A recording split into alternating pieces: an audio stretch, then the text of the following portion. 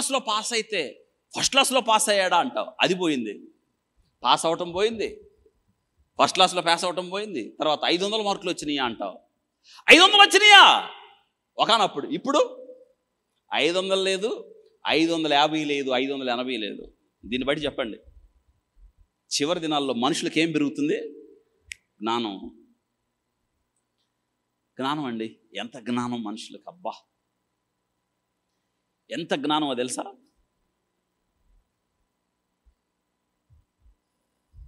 దీన్ని బట్టి మీకు అర్థం అవుతుంది, మీ ఇంట్లో పిల్లలను చూస్తే అర్థం అవుతుంది. నీకు ఇంతవరకు ఫోన్ కొన్నావు కానీ దాన్ని ఎటు తిప్పి చూడాలో తెలియదు. మీ పిల్లలకి ఇవ్వండి,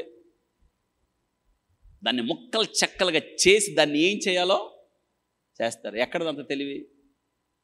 నువ్వేమో 10th క్లాస్ కంపార్ట్మెంట్లో పాస్ అయ్యావు కదా, మీ పిల్లలేమో సూపర్ పవర్గా వచ్చారు. నీకు నీ బిడ్డకి ఎంత తేడా వచ్చిందండి. ప్రతి 14 నిమిషాలకి ఈ చివరి దినాల్లో మనిషి తెలివి డబల్ అవుతుంది తెలుసా? మనిషి తెలివి డబల్ అయిపోతుంది. దీన్ని బట్టి మీరు ఆలోచించండి, మనం ఎంత జాగ్రత్తగా బైబిల్ చదువుకోవాలో. బైబిల్ మీద కూర్చోవాలండి మీరు, అసలు బైబిలే చదువుకోవాలి, రాసుకోవాలి. పరిగెడుతున్న కాలానికి అనుగుణంగా దేవుని వాక్యంతో మనం పరుగు పందెంలో ఉండాలి. పౌలు గారు చెప్పినట్టు, మంచి పోరాటము నేను నా పరుగును, ఆయన పరుగు ఎప్పుడు ఆపలేదు. దమస్కు మార్గంలో కింద పడేశాడు ప్రభువారు, కింద పడిపోయాడు. ప్రభువా నువ్వెవరివి అని అడిగాడు. నువ్వు హింసించుచున్నా యేసుని అన్నాడు. అయ్యా నేను నీ కోసం ఏం చేయాలి? గెటప్. లేచాడు. ఆ రోజు ప్రారంభమైన ఆ పరుగు ఆగలేదు ఎక్కడ. నేను పరిగెడుతున్నాను అని చెప్పాడు. మీరు కూడా పరిగెత్తండి అన్నాడు. పరిగెత్తితేనే ఫలితం అన్నాడు. జీవకిరీటం ఉంది అన్నాడు. పరుగు ఆపకండి అన్నాడు. వెనుతిరిగి చూడకండి అన్నాడు కదా. ఓపికతో పరిగెత్తండి అని చెప్పాడు. అటువంటి పరుగు చివరి దినాల్లో మనకు అవసరమని నేను జ్ఞాపకం చేస్తున్నాను. ఆలోచించండి.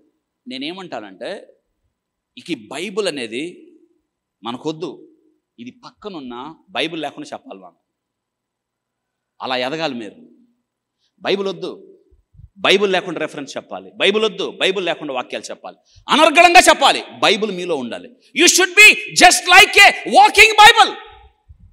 బైబిల్ వద్దు, బైబిల్ లేకుండా చెప్పాలి. మీరు ఎంత కష్టపడాలి, ఎంత నేర్చుకోవాలి, ఎంత ధ్యానం చేయాలి.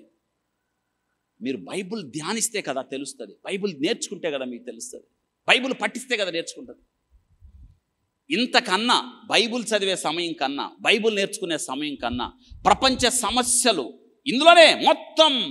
ఇందులోనే పరిష్కారం ఉంది. ఇది కదా. నేను ఎప్పుడు ఒక మాట చెప్తాను, దీన్ని చదువుతూ ఉంటే మీరు వెలిగించబడతారు. చదువుతూ ఉంటే జ్ఞానంతో నింపబడతారు. చదువుతూ ఉంటే ఈ ప్రపంచానికి పరిష్కార మార్గాన్ని చూపించేవాళ్ళు అవుతారు. ఏంటండి ఏం జరుగుతుంది లోకంలో అంటే మనం చెప్పాలి, ఇదిగో పరిశుద్ధ గ్రంథంలో ఉంది, ఇది జరుగుతుందని చెప్పాలి. అది తెలియాలంటే మనకేం తెలియాలి? బైబిల్ తెలియాలి కదా.